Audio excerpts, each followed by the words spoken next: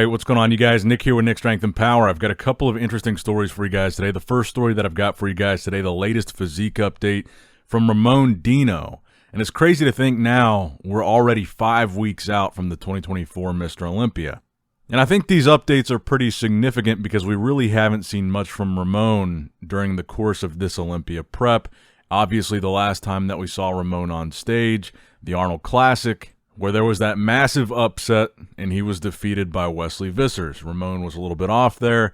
Wesley was on, arguably at his all-time best, and I think that decision really changed the conversation going into this year's Mr. Olympia. Obviously, Ramon has been the runner-up for a few years now. He's been the guy that a lot of people have talked about as just being next in line, heir to the throne of Chris Bumstead. Chris, we're going to talk about in a minute here. And I think the question on a lot of people's minds going into this year's Classic Physique Mr. Olympia is, will Ramon still be that guy that's right there pushing Chris, or will it be somebody new like Wesley Vissers? Because Ramon did show, I think, pretty significant weakness in his armor by being defeated by Wesley Vissers. Now, in these updates, to be fair, you can't really see much. There's one picture where he's showing off his midsection. You can see his serratus, his intercostals. He seems like he's in pretty good shape. But overall, he's in a tank top in most of these updates, and you can't really tell much about what kind of shape he's in. I mean, obviously, he looks full. He looks big for a classic guy, which typically in his prep pictures is, what we say. He's typically well over the weight limit at various points in his prep. So he usually does look pretty big for a classic guy. And of course, when we look at these updates, we've also got to consider Urs, who we haven't really seen much from, so it's really hard to have any judgment of what his physique is looking like during this Olympia prep. We can go off what we saw at the Arnold Classic Ohio. You got to think about Breon as well. But when I'm looking at these updates from Ramon, they don't really jump out to me like some of the updates that we've seen from him in past preps, where he's got a freak factor to his physique and he looks really big and really vascular, and he's hitting most musculars and looking like, how is this guy going to make the weight limit? I'm not really seeing that in these updates. And I was looking at some updates from Wesley earlier today, and these were from a few days ago, so not exactly 5 weeks out, so not an apples-to-apples comparison with Ramon's updates. But when I look at Wesley's updates, I feel like it has a lot more freak factor or wow factor to them. They really stand out more as far as his conditioning, his detail, the pop to his physique, which is really big and a really good sign for Wesley. And I kind of have the feeling going into this year's Mr. Olympia that Wesley is going to upset a lot of people. Because keep in mind, at last year's Mr. Olympia, he was 7th, which is a good placing. That's a good Olympia placing to be. You're in the top 10, almost in the top 6, kind of in the conversation. So 7th is a really good placing, but based on his victory at the Arnold Classic, he kind of leapfrogged everybody from 7th to Chris that would stand in his way between 7th and being runner-up. And I think that was a really big win for him and a really big loss for Ramon. And I kind of feel like Wesley is going to be in that top 2 conversation. If he's not in the top 3, I would be very surprised. And one of the reasons I say that is Wesley even posted today a comparison on his story of 2024 Arnold Classic prep versus 2024 Olympia prep. So less than a year in between these two pictures. And I think, again, you can see that he's made, visible improvements from his Arnold prep to his Olympia prep, which is really big when you consider the fact that pretty much everybody is saying that was the best Wesley we'd ever seen at that Arnold Classic Ohio, and he had improved a ton just for that show. And it looks like even from that best ever appearance, he's improved upon that. So I think, really, there's no doubt in my mind, if Wesley looks better at the Olympia than he looked at the Arnold Classic Ohio, I think he'll be top 2. And again, there is something to be said that Ramon was off at that Arnold Ohio. So maybe if Ramon is on at the Olympia, maybe it's a different story between him and Wesley. But I think you got to remember Urs and Breon, they were also at the Arnold Classic Ohio. Wesley also beat them. And I don't think they were really off. I think both those guys looked good. So Wesley beat a pretty good version of Urs, pretty good version of Breon. How much better could Urs and Breon look at the Olympia this year to beat Wesley? I don't know. I think there's a little bit of a bigger margin for Ramon to improve to beat Wesley. But if you consider that and Wesley looks better than the Arnold at the Olympia, I think that still puts him in the top 3 conversation. Even if he doesn't beat Ramon at the Olympia, I think he'll still be right there in the mix unless something goes horribly wrong. But let me know what you guys think in the comments down below. What are your top 3 Olympia predictions in order for Classic Physique? And that might change depending on what the next story ends up being. So let's get into the next story here. Chris Bumstead. Very mysterious story post from Chris Bumstead today.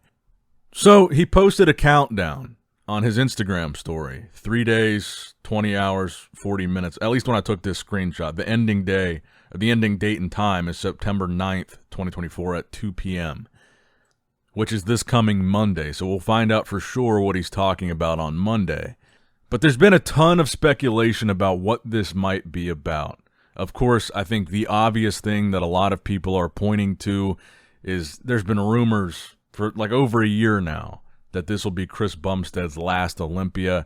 I think that's probably the big one that a lot of people are expecting, but the more I thought about it, the more it didn't really make sense to me that he would announce it before the Olympia, that it would be his last one. I think if I were Chris, I would think the most impactful way and the most memorable way to retire after a reign like he's had, I would think he would wait until on stage in his acceptance speech, assuming he wins, as he's like getting his medal and Bob Ciccarello goes up to him and says any last words or whatever, to announce his retirement right there on stage after winning, I would think would be the most impactful versus doing an Instagram story countdown. And I think maybe him being a competitor, you might not want the other competitors to know for sure. You kind of want to still have that element of mystique. And you might not want to let these guys that are gunning for your title know that you're retiring after this one. Maybe just leave them wondering. So I don't know if it's going to be a retirement announcement, even though that seems like the obvious answer. I saw a lot of people saying it's going to be announcing a new supplement flavor or a new sponsorship or something like that. I mean, I could see that, but I don't know. I mean, Chris is typically pretty thoughtful with the stuff that he posts. I think he's aware how many people follow him. He's got 24 million followers. I think he's very conscious when he does post stuff. So for him to post this countdown with official press conference, public service announcement, all the microphones, all the bodybuilding Instagram pages are now reposting this countdown and talking about it. I think Chris, I just feel like he's a little bit more thoughtful than to do something kind of corny and gimmicky. If this were a countdown for a press conference about a new pre-workout flavor or a new supplement, I think a lot of people would be disappointed by the end result of that countdown. I mean, I'm sure a lot of people would be excited for a new product too, but I think this is embellishing a little bit maybe. I think all the microphones and the press conference thing and the ominous countdown implies that it's something serious and something newsworthy and not a new supplement drop. But that could possibly, I could see that being a possibility. I saw some people saying he's going to be announcing that he's switching to open. I'm sure some people were saying that jokingly, but I saw some people saying it seriously. I don't think that's it. As cool as it would be to see that happen, I really don't think we're ever going to get to see that. I think when Chris retires from Classic Physique, I think that's going to be it. I mean, one of the reasons why the speculation and the rumors came about him retiring is he said in his last Olympia prep he was even considering that. And he talked about the emotional and mental stress that his last prep had on him. It was very hard for him. It wasn't very enjoyable. And he's also talked a lot about being concerned and focusing on his health, trying to make sure he does this in a healthy way. Now that he's got a baby, he's talked about how he wants to focus on his family and dedicate more time to that. So I really think that switching to open would kind of be the antithesis of all those things, of health, of not being stressed, of spending more time with your family. It seems like that wouldn't be an option that's on the table, as fun as it would be to see. Now, but here's what I think would be the biggest curveball of any of it. And I think I haven't really seen anybody in the comments on Instagram say this one yet, because most of us, I think, are assuming he's competing this year. there is a chance that he announces he's not doing this year's Mr. Olympia. And I don't think a lot of us have really considered that too seriously. And I think that would be the biggest curveball option, because the more I looked at a lot of Chris's recent posts, it seems like he is in good shape, yes, but he's posted a lot of throwback pictures from other preps.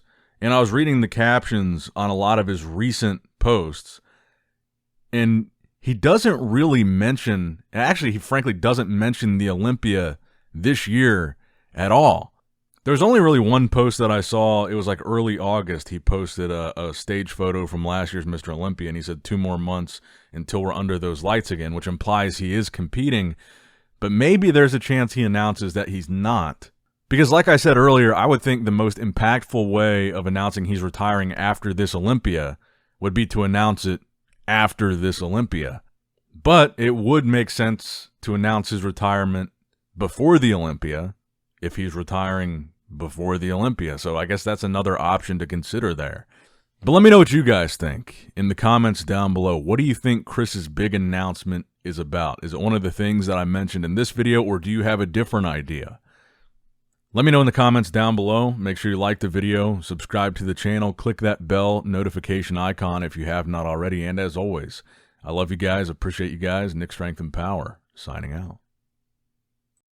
All right, guys, don't forget to click that like button and subscribe to this channel if you enjoy the content. Also, check out my Instagram at NickStrengthPower, my Facebook page, which is simply Nick Strength and Power, my secondary YouTube channel, Nick Strength and Vlogs, for vlogs and bonus content that you will not see on this channel. And consider subscribing to my third YouTube channel, Nick Strength and Pokemon, which is all things Pokemon and trading card games, completely unrelated to this channel. So if you're into that, give that one a look. And all links to merchandise and social media will be in the description box below. If you guys want a Nick Strength and Power t-shirt, that will be in the Shopify link below. Have a great day.